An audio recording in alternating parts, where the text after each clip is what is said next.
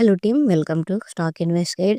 Maggi media labs limited నుంచి IPO announcement అనేది వచ్చింది. ఈ వీడియోలో కంపెనీ గురించి, కంపెనీ యొక్క ఫైనాన్షియల్ డేటా, ఐపీఓ డీటెయిల్స్ అనేవి తెలుసుకుందాం. మన ఛానల్లో నిఫ్టీ 60 డేస్ ట్రేడింగ్ జర్నీ అనేది స్టార్ట్ చేసాము. ఒక స్ట్రాటజీని యూస్ చేసి 60 డేస్ అనేది మనము ట్రేడింగ్ చేస్తాము. ఇందులో మీకు ఒక ఇండికేటర్ అనేది యూస్ చేస్తాము. నా స్ట్రాటజీని బేస్ చేసుకొని ఇండికేటర్ అనేది రెడీ చేశాను.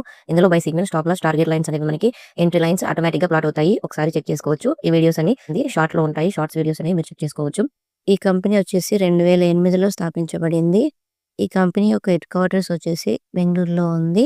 ఈ company end to end solutions ని కంటెంట్ క్రియేషన్ మరియు డిస్ట్రిబ్యూషన్, అలాగే మానిటైజేషన్ అక్రాస్ ట్రెడిషనల్ టీవీ మరియు స్ట్రీమింగ్ ప్లాట్ఫామ్స్ ని ప్రొవైడ్ చేస్తుంది.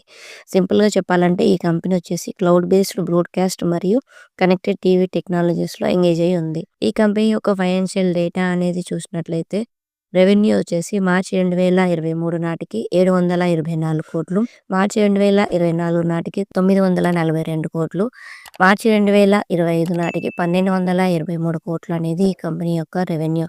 సో రెవెన్యూ చూస్తే ఇయర్ బై ఇయర్ గ్రో అవుతూ వచ్చింది. ఇక ప్రాఫిట్స్ అనేవి చూసినట్లయితే మార్చి 2023 నాటికి -321 కోటి, మార్చి 2024 నాటికి -245 కోటి, మార్చి 2025 నాటికి -68 కోట్లు అనేది ఈ కంపెనీ యొక్క ప్రాఫిట్. సో రెవెన్యూ మరియు ప్రాఫిట్స్లలో చేంజెస్ అయితే వచ్చాయి. వీటిని చూస్తే మీకు ఈ ఐపీఓకి అప్లై చేయాలా లేదా అనేది ఒక ఐడియా వస్తుంది. ఇక ఐపీఓ డీటెయిల్స్ అనేవి చూసినట్లయితే ప్రైస్ బ్యాండ్ వచ్చేసి రూ. 343 నుంచి రూ. 361 పర్ షేర్. లాట్ సైజ్ వచ్చేసి 41 షేర్లు.